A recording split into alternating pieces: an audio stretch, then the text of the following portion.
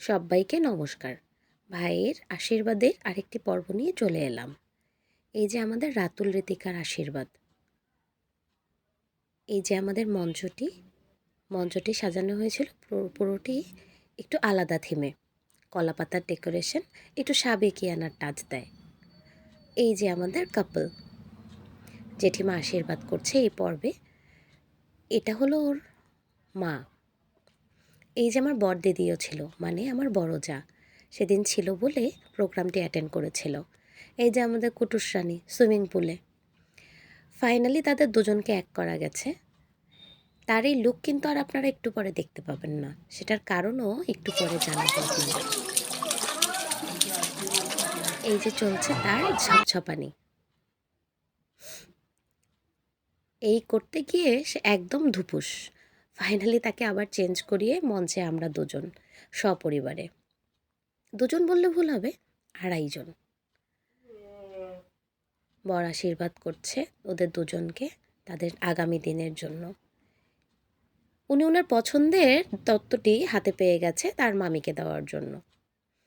এখানে একটু ফটোশুট ছেড়ে নিলাম, এই ছবিটি দেখে রাখলাম। ভিডিও আসছে, এই যে একটা অবস্থা চকলেটের বক্স নিয়ে। মাঝখান থেকে আমার মেয়ে অবশ্য চুপটি করে গিয়ে দিয়ে চলে এসছে ওর মামির হাতে। এটা হচ্ছে আমাদের ছোট মামা, মামি আর আমার বাবা। ফাইনালি ওরা একবার দেখে নিন। ডেকোরেশনটা ছিল এরকম। আমি আসলে সব ছবি তুলে উঠতে পারিনি। কি বলছে? ও ভেটকি ডিজে দেখ ভেটকি। আমাদের নতুন বেড, মানে দাঁড়া তুমিও দাঁড়াও। আরেক জ্যাঠাতো ভাই ছোট ছেলে। আমাদের পরিবারটা আবার ভরে উঠেছে। কতগুলো মানুষ চলে গেল, আবার কিছু নতুন জন এসে আবার ভরিয়ে দিয়েছে। সুন্দরী মামির সাথে তার নাতনি।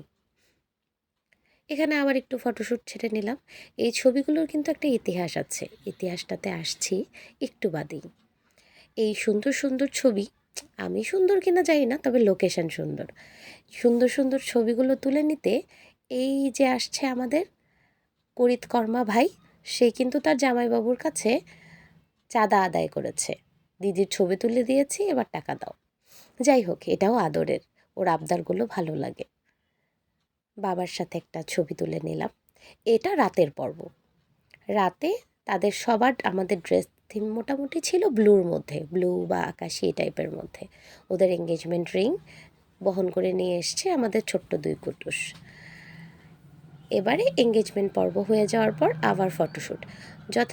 যথারীতি আমি কিন্তু একটু লেটেই পৌঁছেছিলাম, কারণ এই মহারানীকে তৈরি করতে আমার একটু লেট হয়ে গেছিল। এই সুন্দর ড্রেস কার্টেসি কিন্তু তার মেঝো মামার।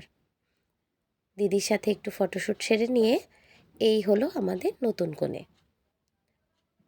তারপর আমরা সবাই একটু সেলফি টেলফি তুলে নিলাম।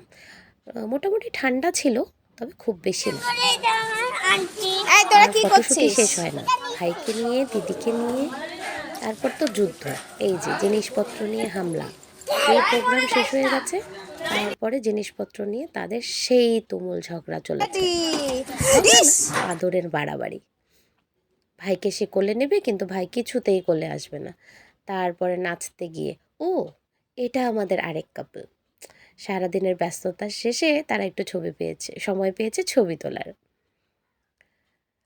এই যে আমাদের মহারানী কিছু ছবি তুলে নিয়ে আমরা অবশেষে বাড়ির পথ ধরলাম। কিন্তু কিছু রেস্ট থেকেই যায়, ওদের জন্য অনেক আশীর্বাদ।